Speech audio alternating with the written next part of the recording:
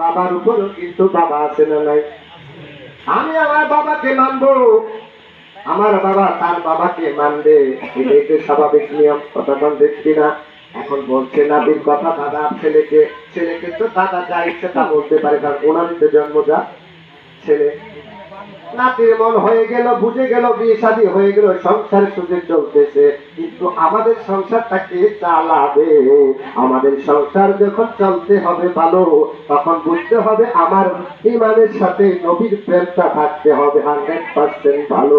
তখনই আমার অন্তরে নবীর প্রেম যখন চলে আসবে, তখনই আমাকে যে দেখবে তার মধ্যে নবীর প্রেম এমনিতে সৃষ্টি হয়ে যাবে। যে কারণে আল্লাহ বলে, ও পৃথিবীর মানুষ শোনো, তোমরা যখন নবীর সাথে তোমাদের লাইটিংটা, আত্মার তারের সম্পর্কটা, কানেকশনটা লেগে যাবে রে, আমি আল্লাহ তোমাদের সমস্ত পাপ গুলা নিমিষে সমস্ত পাপ ক্ষমা করে দিব। এখন অনেকে তো ভয় পাচ্ছেন, এত এত পাপ জীবনে করছি, কেমন করে আল্লাহ এতগুলা কেমন মাফ করতে পারবো নি? আসলে কি আল্লাহ মহাশক্তিশালী কিনা ছোটখাটো? আল্লাহ কি? আল্লাহ বলেন আল্লাহ করলে সংকাদীর, এই সৃষ্টি জগতে আমার তো শক্তিশালী আর কেহই নাই। কথা কোন ঠিক কিনা? যে আল্লাহ ওয়াদা করে নবীকে ভালোবাসলে, নবীর সাথে সম্পর্ক রাখলে, নবীকে জানার চেয়েও বেশি ভালোবাসলে আমার জীবনের সমস্ত গুণ আল্লাহ মাফ করবে। এখন আমার নবীকে ভালোবাসার দরকার আছে না নাই? আপনাদের কি মনে হয়? এখন 40 বছরের নবী ওইটা মানবেন না নবী শুরু থেকে নবী শেষ পর্যন্ত নবী কোনটা মানবেন? আপনারা এখানে যারা আছেন আপনারা একটু হাত তুলে বলেন তো, নবী কি 40 বছরের না শুরুতে শেষ পর্যন্ত? হাত তুলে বলেন, সবাই দুটো হাত উড়ে বলেন, এটা সাক্ষী আমাদের সিলসিলা দিতে হবে। না থাকবে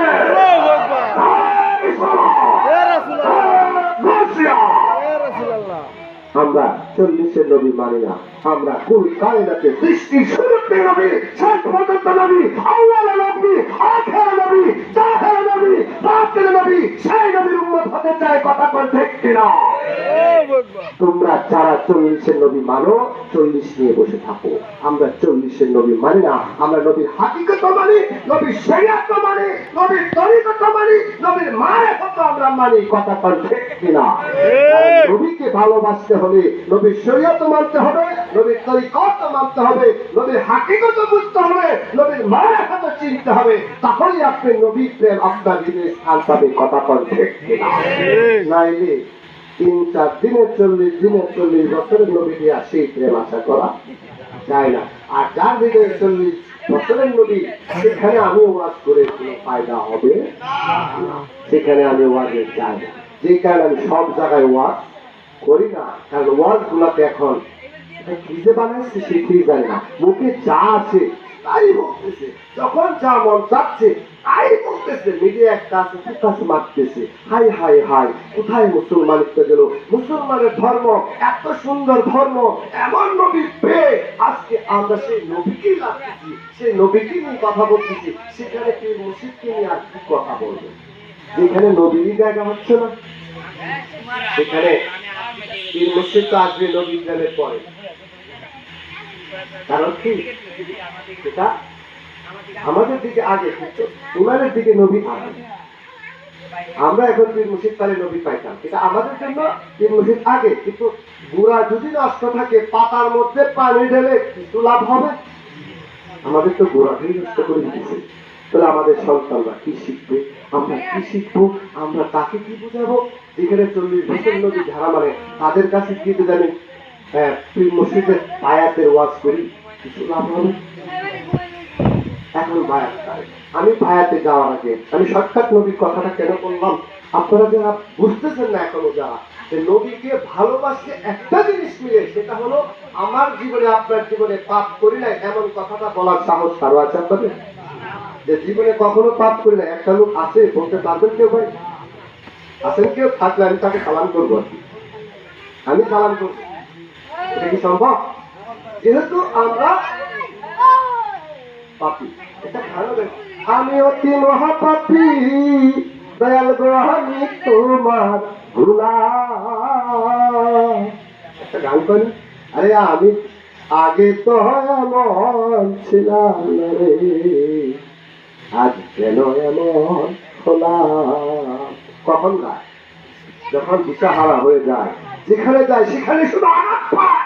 তার মানে কোনো শান্তি যখন থাকে না, সে যখন কোনো ভালো কিছু দেখে না, তার হৃদয়ে যখন প্রেমের কোনো স্পর্শ লাগে না, তখনই পাগলের মতো করে মানুষ এই গানগুলোই গায়। কথা কল ঠিক না? তাহলে সে কেন কাঁদে? কেন গায়?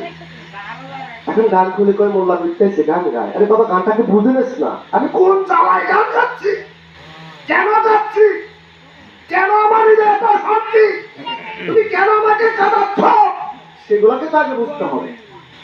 নাহলে পাগলা কেন এরকম গাইবে? গান আসলে তো সে যখন দেখতেছে চতুর্দিকে তার পাপে হাহাকার হয়ে গেছে, তখন দিশে হারাই হয়ে যায়। আমি অতি মহাপাপী, দয়াল গো আমি তোমার বিহারীর মতো গোলাম। আরে আমি আগে তো এমন ছিলাম, আরে আজ কেন এমন হলাম।